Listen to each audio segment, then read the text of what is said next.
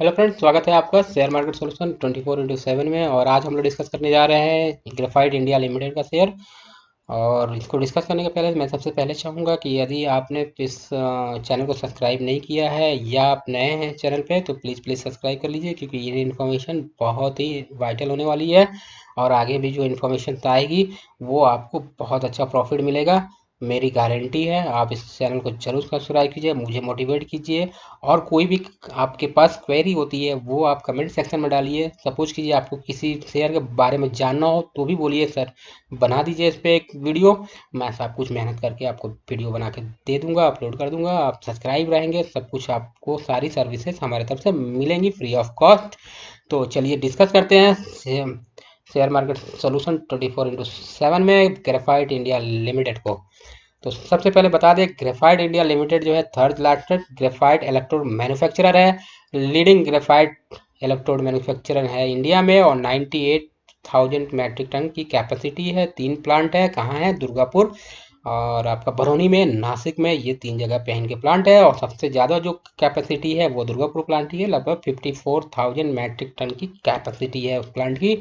और इसकी स्ट्रॉन्ग जो है इंटरनेशनल प्रेजेंस है। और लगभग 46% जो इनका जो एक्सपोर्ट है वो कहाँ होता है? बाहर की कंट्री में होता है। इलेक्ट्रोड बनाती है जो कि स्टील में यूज होता है। तो आप समझ गए, स्टील में यूज होता है। तो स्टील का आपको पता है कि अभी क्या चल रहा है। तो इसमें क्या हो सकता है ग्रेफाइट इंडिया में? ईवी में, बैटरी में ये लगता है। तो क्या हो सकता है? और आपको पता है सोलर को भी आपको जो एनर्जी स्टोर करना होगा वहां भी बैटरी लगेगा। तो वहां भी क्या होना है? ये 3 चीजें जो है मिलके ग्रेफाइट इंडिया को एक बहुत बड़ा बूस्ट देने वाली हैं। और ये जो है ईवी के लिए सबसे अच्छा प्लेयर है, स्टील सेक्टर का सबसे अच्छा प्लेयर है। और प्लस रिन्यूएबल एनर्जी का सबसे बड़ा प्लेयर यही है। ये छुपा रुस्तम है जो बैक एंड से ये चीजें सप्लाई करेगा, इलेक्ट्रोड सप्लाई करेगा जो कि पावर में यूज होगा। MSCI इंडेक्स में भी ये लिस्टेड कंपनी है। और इन्वेस्टमेंट रेशनली देख लेते हैं, इसमें क्या है? लार्जेस्ट इंडियन प्रोड्यूसर है ग्रेफाइट इलेक्ट्रोड का टोटल कैपेसिटी के मामले में। और जो है ये लगभग 13% जो है अपना इलेक्ट्रोड बनाती है ग्लोबल। पूरा जो इलेक्ट्रोड बनता है, जो कंपनीज है इलेक्ट्रोड बनाती है, उसमें 13% प्रेजेंस किसका है? 13% मार्केट जो है ग्रेफाइट इंडिया है। तो ग्लोबल प्रेजेंस में 13% हिस्सा होना एक बहुत बड़ी बात है दोस्तों, बहुत बड़ी बात है। और उसके बाद से देखते हैं 46% इलेक्ट्रोड प्रोडक्शन जो करती है वो एक्सपोर्ट क्वालिटी का करती है, एक्सपोर्ट कर देती है। कहाँ करती है? यूरोप में करती है, मिडिल ईस्ट में करती है, कनाडा में करती है, USA में करती है, ऑस्ट्रेलिया में करती है, जापान में करती है, इंडोनेशिया में करती है। तो ये सारी जगह जो है चाइना को छोड़ के सारी जगह जो है अपना प्रेजेंस बना रखा है इस कंपनी ने। और भी देख रहे इससे सबसे पहले जो 1962 में ये कंपनी बनी थी, और बेनुगर फैमिली और ग्रेट लेक कॉरपोरेशन ने इसे स्टैब्लिश किया था। और सबसे पहला प्लांट जो इंडिया में आया वो दुर्गापुर में पाया है, और यहाँ पे प्रोडक्शन स्टार्ट किया। और 18 तक में देखिए graphite India made investment in general Gripen corporation में भी अपना इन्होंने बनाया। तो ये 62 से आप देख लीजिएगा पॉज करके, मैं ज़्यादा नहीं तो बहुत टाइम लगेगा।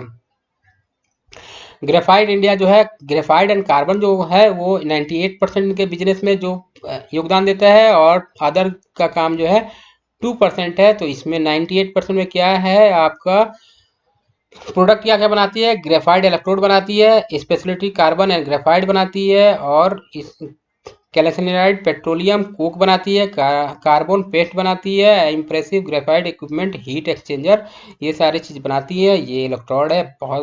तो इससे क्या होता है, हम लोग करंट पास कराते हैं और हीट करते हैं। ये हाई स्पीड स्टील में और एलॉय में ये यूज होता है। GR पाइप पी में भी यूज होता है। तो आप देख लीजिए किस 3 जगह ये है, ये 3 जगह नासिक, दुर्गापुर, बरौनी। तो सबसे पहला प्लांट दुर्गापुर। और इनका जो है क्रेडिट यूरोप कंट्री में कहाँ पे है? नरबर्ज में है, यहाँ पे है, यहाँ से सप्लाई करती है। ये आप देख लीजिए पूरा जो है इनका ग्लोबल प्रेजेंस है चाइना को छोड़ के। यहाँ पे global player with strong profitability. यहाँ graphite is one of the largest graphite electrode manufacturer globally and largest in India. और क्या है एवरेज कैपेसिटी यूटिलाइजेशन अभी 55% कर रही है 2020 में, कंपेयर टू 86%। तो अभी जो है इनका जो प्रोडक्शन है हाफ चल रहा है, इसलिए इनका प्रॉफिट अभी कम है, लेकिन अब जो है आने वाले समय में अच्छा खासा इनका प्रेजेंस हो जाएगा। इनका रिवेन्यू जो भी उस पर इफेक्ट हुआ है तो अभी घटा है, तो अच्छा खासा, और ये जो है अपना मार्केट शेयर भी अपना अच्छा खासा इंक्रीज कर रहे हैं, हाइयर है। नेट इनकम इंडस्ट्री में, इंडस्ट्री का 7.25% है, इनका 19% है, तो ये कुछ चीज़ें अच्छी है।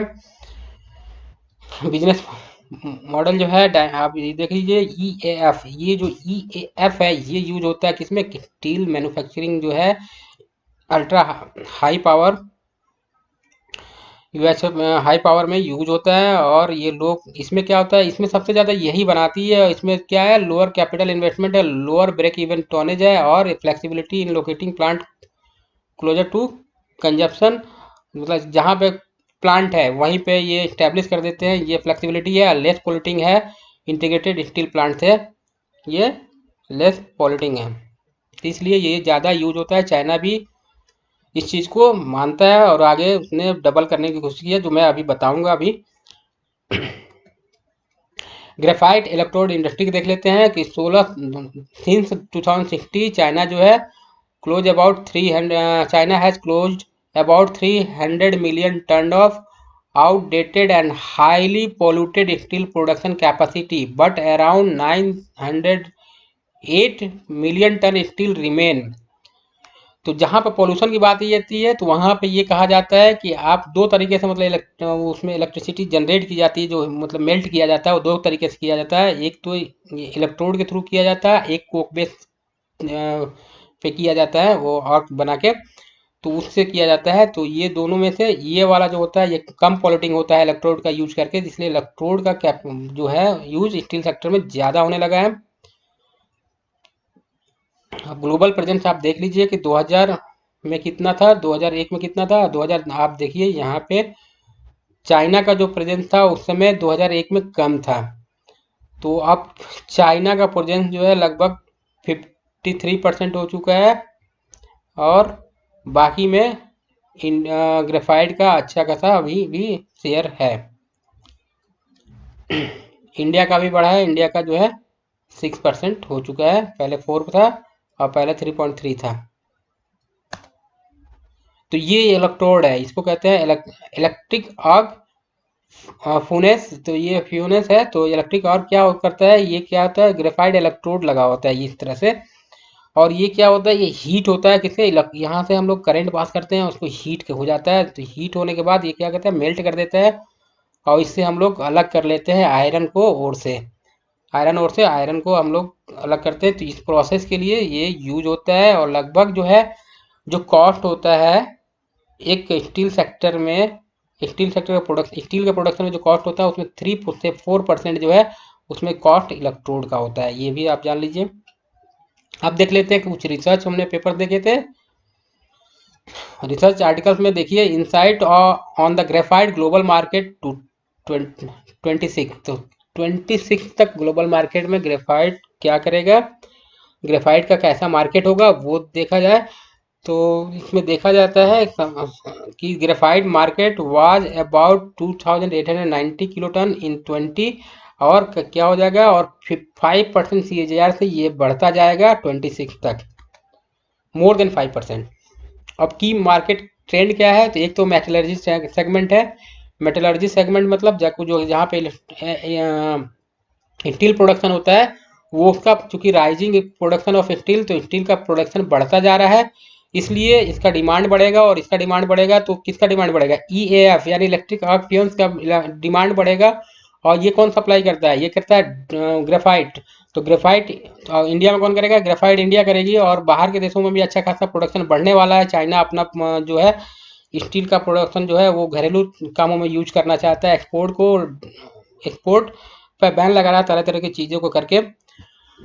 तो ये चीज़ें जो है इसके लिए फ़ायदेमंद होगी, किसके लिए, ग्रेफाइट इंडिया के लिए। वो इनडायरेक्टली फ़ायदा होगा, जब स्टील प्लांट जब अपना प्रोडक्शन बढ़ाएंगे अपने मीट करने के लिए रिक्वायरमेंट को, तो ये जो इलेक्ट्रोड का सप्लाई होगा वो कौन करेगा, ग्रेफाइट इंडिया करेगा। तो ग्रेफाइट इंडिया को इनडायरेक्टली जो है बहुत ज़्यादा फायदा मिलने वाला है। तो और भी न्यूज है, तो इसमें देखिए, China has produce nearly 520,000 metric ton of graphite electrode, तो इतना तो वो करता है। और नीलली 62% शेयर है was utilize for the domestic consumption, तो उसमें से 62% वो डोमेस्टिक कंजप्शन में यूज कर लेता है। तो ह्यूज जो उसका यूज है वो डोमेस्टिक में ही कर लेता है। और दूसरा चाइना जो है डबल करने वाला इस ईएएफ का प्रोडक्शन के थ्रू जो है स्टील प्रोडक्शन को 10% से 20% करने जा रहा है। किस चीज़ का? ये higher China manufacturing have run to install capacity of graphite electrode, तो ग्रेफाइट इलेक्ट्रोड के थ्रू जो स्टील का प्रोडक्शन होगा उसको 10% से 20% करेगा। कितने? 2028 तक। तो उसका तो खुद ही घरेलू में इतना डिमांड हो जाएगा। तो बाकी सप्लाई तो इंडिया के लिए हम बात कर ले तो यह थर्ड लार्जेस्ट प्रोड्यूसर है, और थर्ड लार्जेस्ट आयरन और स्टील प्रोडक्शन इस इंडिया में होती है, जिससे कि इंक्रीज करने के बाद अच्छा खासा जो है ग्रेफाइट इंडिया को फायदा मिलने वाला है। और देखिए करंट प्रोडक्शन यूएचपी मतलब high ultra high power graphite electrode in China is around 50,000 के around metric ton per year consumption है। और लिथियम आयन बैटरी में भी, जो कि अब न्यू व्हीकल्स पॉलिसी आ रही है, तो न्यू व्हीकल्स में जो बैटरी पे चलने वाला है तो उसका कंजप्शन होगा, तो वहाँ पे भी ये ग्रेफाइट का यूज होगा, तो उसका प्रोडक्शन उसका भी डिमांड बढ़ेगा। दूसरा है ग्लोबल लिथियम बैटरी मार्केट 2021-30 तक कितना क्या हो जाएगा, क्योंकि डिक्लाइन हो रहा है प्राइस में डिक्लाइन होगा तो अपॉर्चुनिटी होगा। ग्रेफाइट ज़्यादा से ज़्यादा बैटरी मेकर जो है बैटरी बनाएंगे और यूज होगा तो लिथियम में जो है क्या यूज होगा? ग्रेफाइट यूज होगा। और इसका CAGR जो होगा 2021-20 में हाईएस्ट होगा, अब तक जो भी हुआ है उसमें हाईएस्ट होगा 20, ये 10 साल जो है हाईएस्ट होंगे। और चूंकि ईवी सेगमेंट है, अब तो मैं सही बता दूं, जो इलेक्ट्रिक व्हीकल का सेगमेंट है वहाँ बैटरी लगना है। जो आपका सोलर पावर का है वहाँ पे आपको जो पावर होगा उसको स्टोर करने के लिए आपको बैटरी बनाना पड़ेगा, वो भी हाई पावर का बैटरी बनाना पड़ेगा, वहाँ इलेक्ट्रोड यूज होगा। स्टील प्रोडक्शन, चूंकि आपका इंफ्रास्ट्रक्चर पर डेवलपमेंट बढ़ रहा है, स्टील के प्राइसेस बढ़ रहे हैं, तो और चाइना जो है कट कर रहा है स्टील को एक्सपोर्ट करने में, तो वहाँ पे क्या होगा? स्टील का प्रोडक्शन इंडिया में बढ़ेगा, तो वहाँ पे भी हाई इलेक्ट्रोड की जरूरत है, ग्रेफाइट का। तो ये तीनों सेक्टर का एक जो मेन बेनिफिशियरी है वो कौन है? ग्रेफाइट इंडिया मेन बेनिफिशियरी, क्योंकि उसका मोनोपोली है। ग्रेफाइट इंडिया को छोड़ के इलेक्ट्रोड बनाने वाले बहुत लिमिटेड कंपनियां हैं। तो आप समझ लीजिए कि ग्रेफाइट इंडिया का क्या पोजीशन है।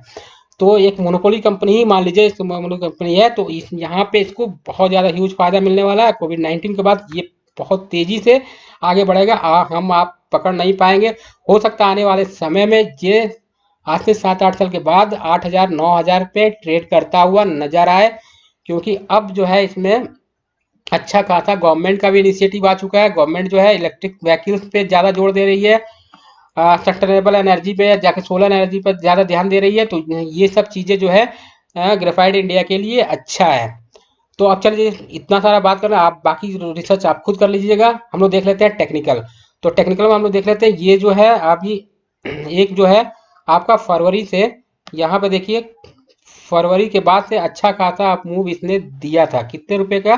800 रुपये का। 300 रुपये से सीधा 800 रुपया आपका मार्च तक, यानी मार्च अप्रैल मई 3 महीने में इसने 500 का जंप लगाया था, मोर देन 1.5x का जंप लगाया था। और यहाँ देखिए इस रीजन में, मतलब आपका सितंबर से लेके नवंबर था, सितंबर अक्टूबर नवंबर 3 महीने से कंसोलिडेट किया था।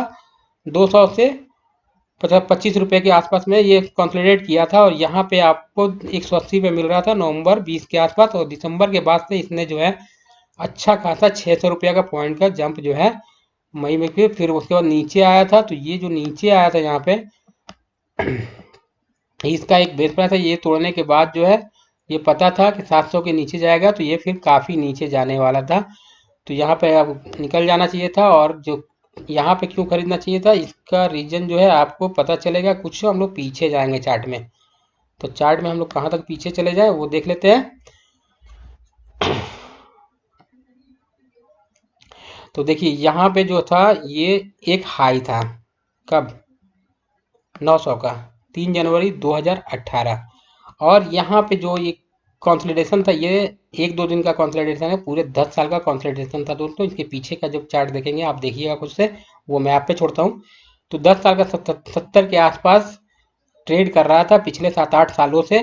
और ये 2013-17 में आके इसने जो है अच्छा खासा, जब चाइना से अच्छे खासे कंजप्शन का स्टोरी आया, तो इसने जंप किया, और जंप किया तो कहाँ पे गया, तो पहला हमारा ये लेवल बनता है जिसको अभी हम लोग यहाँ पे ट्रेस करने की कोशिश कर रहे हैं। सपोर्ट जहाँ से लिया है, ये एक पॉइंट था जहाँ सपोर्ट लिया था 585 का, और देखिए लास्ट सेशन में जून में इसने 585 के आसपास तक का लो बनाया था। तो ये हिस्टोरिकल डेटा से मिल जाता है दोस्तों, आप हमेशा इस चीज़ को देखिए, देखा कीजिए कहाँ तक जाएगा। तो यहाँ पे आप खरीद सकते थे एक जो है 585 के आसपास या 600 के आसपास। 600 को जब इसने क्रॉस किया है तो आप मान के चलिए कि एक लेवल था आपका 800 लेवल का, तो फिर देखिए 800 लेवल पे इसने आके ब्रेक मार दिया, 815 12 के आसपास इसने ब्रेक मार दिया है। और यदि 812 निकलता है तो अब हम लोग देखते हैं यहाँ से कहाँ जाएगा। तो यहाँ पे हम लोग एक चार्ट देख रहे हैं कि यहाँ से एक नीचे आया था, फिर ऊपर जाएगा। हो सकता है 8 से एक बार नीचे आए, लेकिन मुझे नहीं लगता कि अब नीचे आएगा। तो यदि नीचे भी आता है ये वाला, फिर पॉइंट आपको सीधा जो टारगेट मिल रहा है वो 1100 का टारगेट मिल रहा है, ये वाला टारगेट मिल जाएगा आपको विद इन। यदि ये चला तो आपको 3 से 4 महीने में ये टारगेट मिल जाएगा, ये मेरा मानना है। बाकी आपकी मर्जी, एक बार और आप एनालिसिस कर लीजिएगा। और अगला रेजिस्टेंस देखिए यहाँ पे वही है 790 और 800 के आसपास होगा, वहां पर आप निकल जाइएगा एक बार के लिए। यदि 1200 800 13 14 15 के ऊपर निकलता है तो फिर बनिएगा, और फिर आप 200 से 300 पॉइंट का मूव का मजा लीजिएगा। तो मिलते हैं नेक्स्ट वीडियो में। ये वीडियो कैसा लगा आप मुझे बताइएगा, कमेंट कीजिएगा और सब्सक्राइब कर लीजिएगा दोस्तों, बहुत मेहनत करता हूँ मैं, तो सब्सक्राइब कर लीजिएगा, मुझे बहुत मोटिवेशन मिलेगा। तो चलते हैं, मैं आते हैं फिर next video, next knowledgeable price knowledge के साथ और अच्छे शेयर के साथ। इसका फंडामेंटल भी बताऊंगा, टेक्निकल भी बताऊंगा। तो अपना ख्याल रखिए, और इस वीडियो को देखने के लिए धन्यवाद। Tata bye bye.